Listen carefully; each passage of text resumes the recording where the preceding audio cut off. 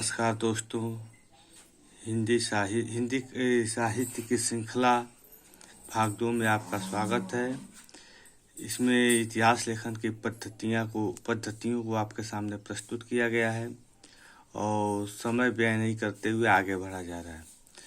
पहली पद्धति है वर्णानुक्रम पद्धति। यह पद्धति जिसमें रचनाकारों का परिचय वर्णमाला के वर्णों के अनुक्रम में दिया जाता है उसे वर्णानुक्रम पद्धति कहते हैं।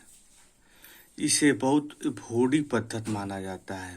ये बहुत अवैज्ञानिक पद्धति है। यह पद्धति इतिहास लेखन की सबसे प्राचीन पद्धति है। यह अमनोवैज्ञानिक पद्धति है।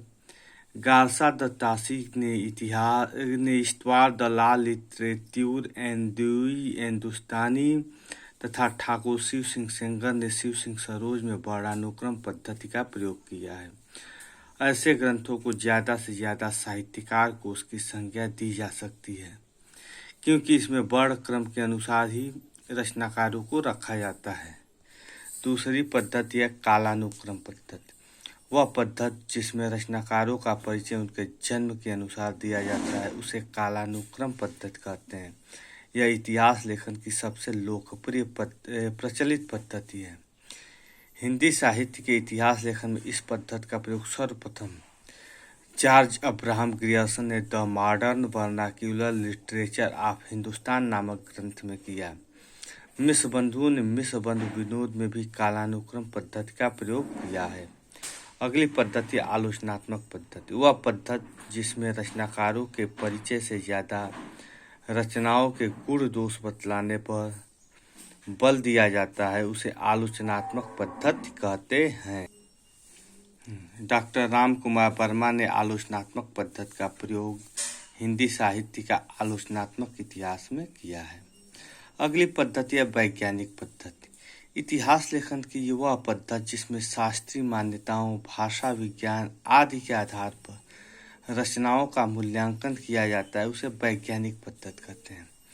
यह प्रणाली मुख्यतः शोध पर आधारित है। इसमें विश्लेषण होता है और हिंदी में इस पद्धति का प्रयोग सर्वप्रथम गणपत चंद्र गुप्त ने हिंदी साहित्य के वैज्ञानिक इतिहास में किया था। अगली पद्धति है समाजशास्त्री पद्धति।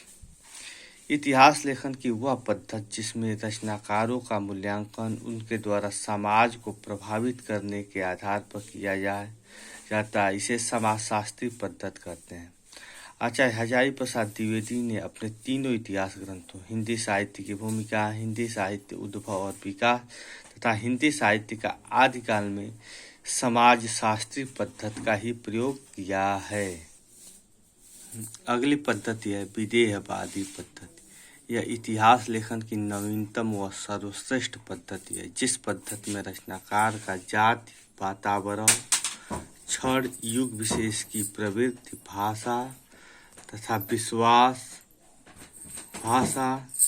विकास क्रम, शास्त्रीय मान्यताओं, रचनाकार की समाज को देन आदि सभी आधारों पर रचनाकार का मूल्यांकन किया जाता है उसे विधेयवादी पद्धति कहते हैं। विश्व में इस पद्धति का सर्वप्रथम प्रयोग टेन ने किया, इसलिए उन्हें आधुनिक इतिहास का जनक माना जाता है। हिंदी के साहित्य इतिहास में इस पद्धति का प्रयोग सबसे पहले आचार्य शुक्ल ने किया। शुक्ल ने हिंदी साहित्य के इतिहास में किया। दोहरा नाम का इस प्रवृत्ति की मुख्य विशेषता है जैसे शुक्ल जी ने अपने हिंदी साहित्य के इतिहास में किया। दोहरा नामकरण से तात्पर्य है कि जैसे शुक्ल जी ने कहा है आदिकाल को आदिकाल नाम रखा है, नामकरण किया, उसके बाद उसको वीर गाथा काल कहा है, भक्ति काल, रीति काल, इन सब चीज़ों का दोहरा नामकरण किया है। आधुनिक काल यानी ये सब काल जो है उनका शुक्ल जी ने दोहरा नामकरण किया है जो इस विधेयवादी पद्धति की मुख्य विशेषता है। दोस्तों, आज इतिहास लेखन की पद्धतियों में इतना ही। अगली बार हिंदी साहित्य के स्रोत और हिंदी साहित्य इतिहास लेखन परंपरा पे हम आगे बढ़ेंगे। इसके लिए आप लोगों को धन्यवाद।